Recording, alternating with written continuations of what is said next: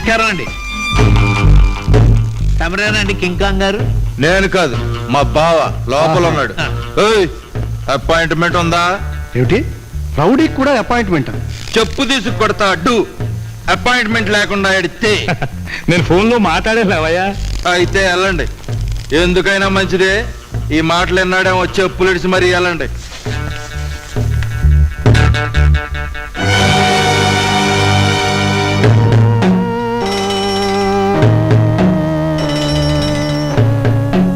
నమస్కారం అండి. ఏంటట్ట చూస్తున్నారు? కింకాంగ్ అంటే 6 అడుగులు పొడుగు, 60 అంగుళాల ఛాతీ, ఇంతింత మీసాలతో ఎలాగో ఉంటాడనుకున్నాం. మిమ్మల్ని చూస్తుంటే గుంటూరు సీమెరగా ఇవ్వడం తిన్నారా? లేదండి. అదే తేడా. కొరికి చూడండి, నసాళానికి ఎక్కిపోద్ది. మంజోలికి వచ్చిన అంతే, శ్మశానానికి వెళ్ళిపోవలసిందే. సార్ సార్ సార్ సార్ ఆ మద్ర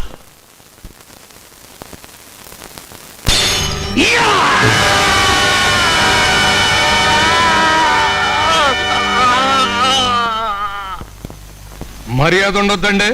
పెద్ద మనుషులు ఇద్దరు మాట్లాడుకున్నాం కదా, మధ్యలో అడ్డం వస్తాడేటి సన్నాసి? బామ్మరిది, ఈయన్ని తీసుకెళ్లి ఆసుపత్రిలో పడాయి. బతికాడనుకో 10 ఏళ్ళు చూరు వదిలిపెట్టి వెళ్ళిపోమ్మను. చచ్చాడనుకో 25 ఏళ్ళు ఇచ్చాడు, ఫ్యామిలీతో సెటిల్మెంట్ చేసురా. ఎలా ఏంటండి మన కేసు?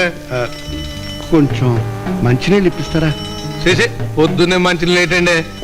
ఈ మందు కొట్టండి. మందు?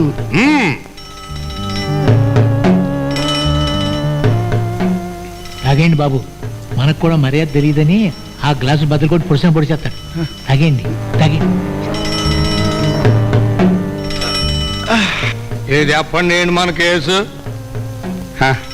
మరేం లేదు, మా అబ్బాయి అంటే వీడు తన భార్యను చంపేశాడు. ఏమయ్యా? అవునండి. ఏ శీలం బేడా? అమ్మమ్మమ్మ, సీత లాంటిది. సిగ్గు లేదంటాయా? ఈ దేశంలో కోటికొకడు దొరుకుద్ది సీత లాంటి ఆడ. అట్లాంటి ఆడ కూతురు చంపుకొచ్చారా? ధోని అబ్బా, ఎలానే ఎలానే. అది కాదు కింకాంగ్ గారు, ఆ కుర్రాడు కూడా చంపాలని చంపలేదు. ఏదో మొగుడు పేడాల మధ్య గీచురాటలో ఓ దెబ్బేస్తే కణతమే తగిలింది, చచ్చిపోయింది. అవునండి, దీన్ని ఆధారం చేసుకుని ప్రతిపక్షాల వాళ్ళు కుట్ర పన్ని పత్రికల వాళ్ళని రెచ్చగొట్టారు. వాళ్ళు నన్ను అలర్ట్ చేస్తున్నారు. మమ్మల్ని రాజకీయంగా కుంటి వాళ్ళు చేయాలని చూస్తున్నారు. ఈ పరిస్థితుల్లో మీరే దేవుళ్ళ కనపడ్డారు. బెయిల్ తీసుకుని సరాసరి మీ కాళ్ళ మీద పడ్డానికి వచ్చాం.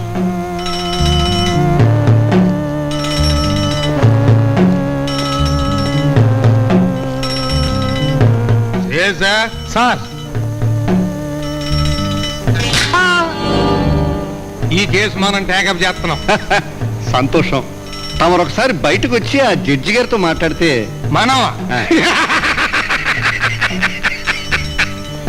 మనం బయటకు వస్తే గొడవలు అయిపోతాయండి.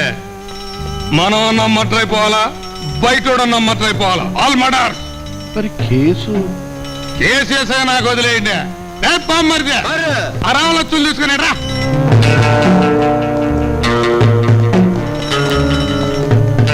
ఇదిగో ఎంపీ గారు, ఇవాళ నుంచి 3 మీకు దత్తపుత్రులు. వాళ్ళ ఫుడ్, బెడ్, బుడ్డి అన్ని మీరే చూసుకోవాలా. ఇదేం పనిష్మెంట్ అండి? పనిష్మెంట్ కాదే, సెటిల్మెంట్. జడ్జి గారి సోయానా నీ కొడుకుని ఇంటికి తీసుకొచ్చి కేసు కొట్టేశానని చెప్పి మరి అప్పచెప్పుద్ది. ఇక మీరు నిశ్చింతగా ఇంటికి వెళ్ళిపోండి. ఆశ్రితం రక్షణం ధ్యేయం.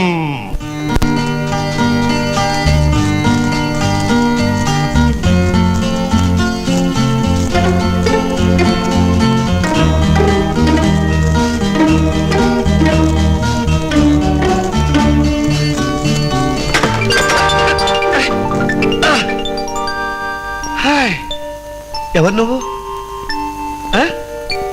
నీ పేరేమిటి? నేను జడ్జి గారి తమ్ముడిని. నా దగ్గర సిగ్గేమిటి? చెప్పు, నీ పేరేమిటి? పర్వాలేదు చెప్పు. దానికి మాటలు రావురా, అది మోగది. అన్నీ ఇచ్చిన భగవంతుడు దానికి నోరు లేకుండా చేశాడు. ఏ దిక్కు లేందని మీ అక్క పనిలో పెట్టింది. దొడ్లో పిండి రుబ్బుదు గాని పద.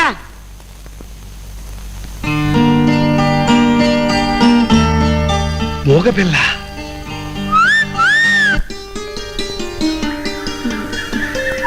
ఏమండి, మిమ్మల్ని ఎన్నాళ్ళుగానో ఒకటి అడగాలనుకుంటున్నాను. త్వరగా అడిగేసే, లేకపోతే వయసు అయిపోతుంది. మీరే ఉద్యోగం చేస్తున్నారు? ఓహో, అదే, నీలాంటి అందమైన అమ్మాయి కోసం తపస్సు చేస్తున్నా. అబద్ధం. ఏ గడ్డాలు మిసాలు లేవనే? ముద్దు గడ్డ వస్తాయని తీసేశాను. ఒక్క ముద్దు. సరోజ,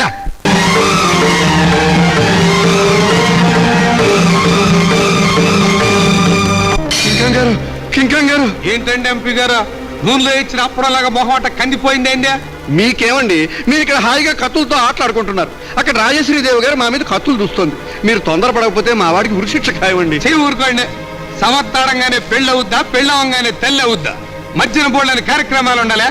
నేను అన్ని ఏర్పాట్లు చేసేసా. మంచి ముహూర్తం చూసుకుని ఆ జడ్జి గారింటికి వెళ్ళిపోండి. రక్షయామి పదే పదే. ఇదిగో కొడమా, ఆగో, ఆగమంటుంటే నిన్ను నేనేం చేయను. నీ తల్లో ఈ పువ్వు పెట్టి ఒకే ఒక ముద్దు పెట్టుకుంటాను అంతే. అరే ఆగమంటుంటే.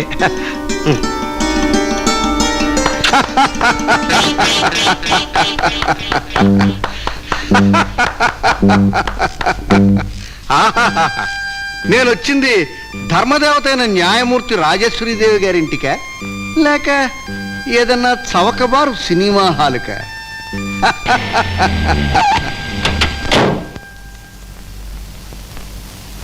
నమస్కారం జడ్జి గారు. మీరు నా పేరు ఎంపీ చంద్రశేఖరరావు. కూర్చోండి. కోటమా, మీరు కాఫీ తీసుకొచ్చి.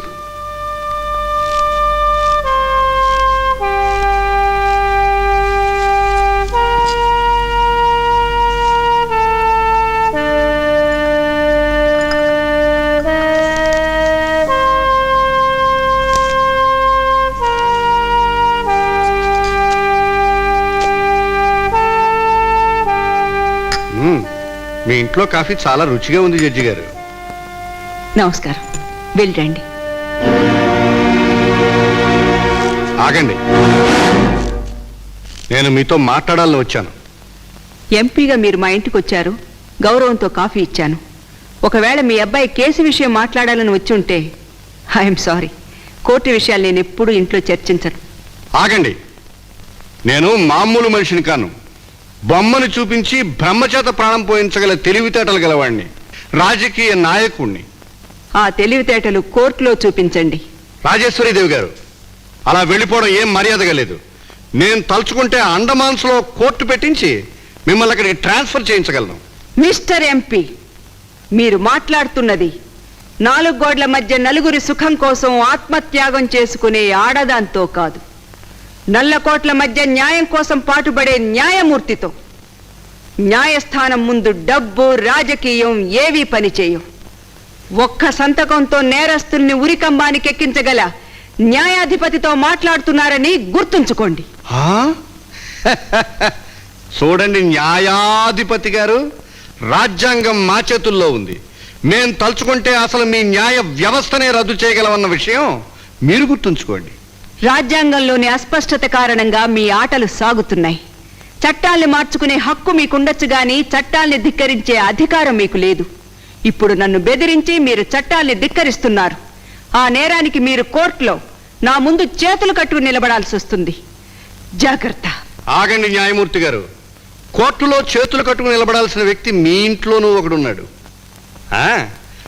మీ తమ్ముడు మోహన్ ఈ పని మనిషితో సరసాలాడుతుండగా నేను కళ్ళారా చూశాను.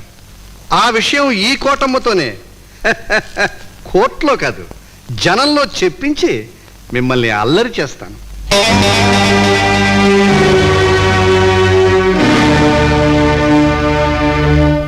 ఒకవేళ మీరు అబద్ధం చెప్పించాలనుకున్నా ఆ కోటమ్మ మూగపిల్ల, దానికి మాటలు రావు.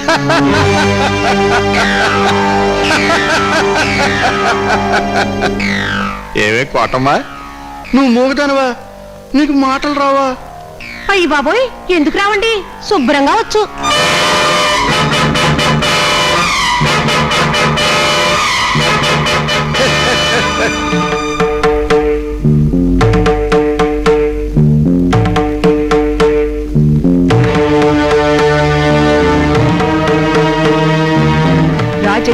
నీచమైందని తెలుసు గాని ఇంత నీచమైందని ఇప్పుడే తెలుసుకున్నాను. తెలుసుకున్నారు కదా, మీరు తెలుసుకోవాల్సిన విషయం ఇంకోటి ఉంది. కోటమ్మా, మీ అమ్మగారికి ఆ ఫోటోలు చూపించమ్మా, చూపించు.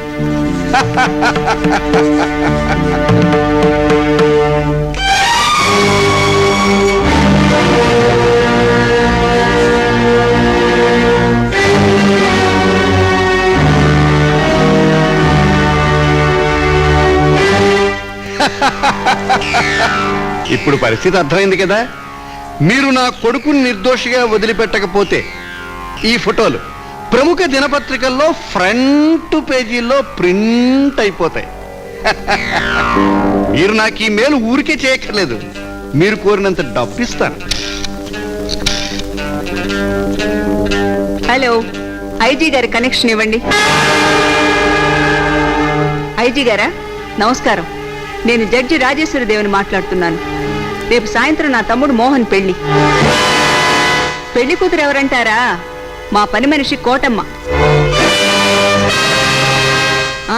లవ్ మ్యారేజ్ లాంటిదే. మీరు తప్పకుండా పెళ్లికొచ్చి ఆశీర్వదించాలి. పాము కరుస్తుందని తెలిసి కొందరు దండం పెడతారు, మరి కొందరు మాడు పగలగొట్టి దాన్ని అడ్డు తొలగించుకుంటారు. మీరు అవినీతితో రాజకీయ నాయకులైతే నేను నీతిగా న్యాయమూర్తినయ్యాను, అది మర్చిపోకండి. మీరు పెళ్లికి నిర్ణయం తీసుకున్నంత మాత్రాన్ని సరిపోతుందా? కోటమ్మ నా మనిషి. నేను డబ్బిచ్చి ఈ ఇంట్లో గూఢచారిగా పెట్టాను. అది మీ మాట విని ఈ పెళ్లి చేసుకుంటుందని ఎలా అనుకున్నారు? అలాగా? ఏం కోటమ్మ, జడ్జి గారింటి కోళ్ళ కావడం కంటే ఆనందం ఏముందండి?